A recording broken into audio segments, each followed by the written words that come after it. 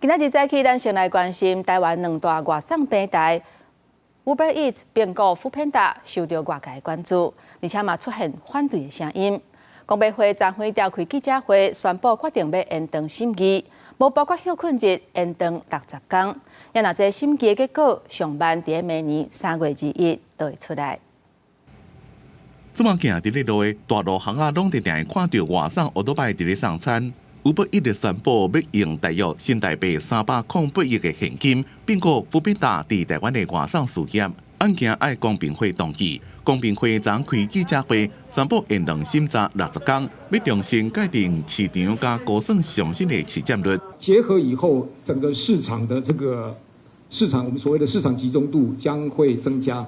那对于市场竞争的限制的效果将会非常显著哈，所以我们需要多一点时间，特别是经济分析的部分哦。这两大外送平台并购案啊成立，市占率会有8成到9成，可能会影响消费者、店加外送员3方面的权益。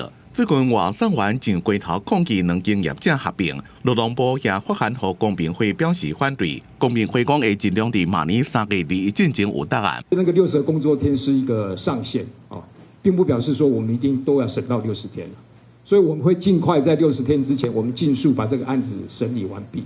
以后因若霸占外送市场，涉及到劳工权益加产业也被福利，公平会正谨慎。讲伫咧审查的时阵，会甲各方面所提出的疑虑甲意见，也有整体经济利益分析，拢考虑在内。记者综合报道。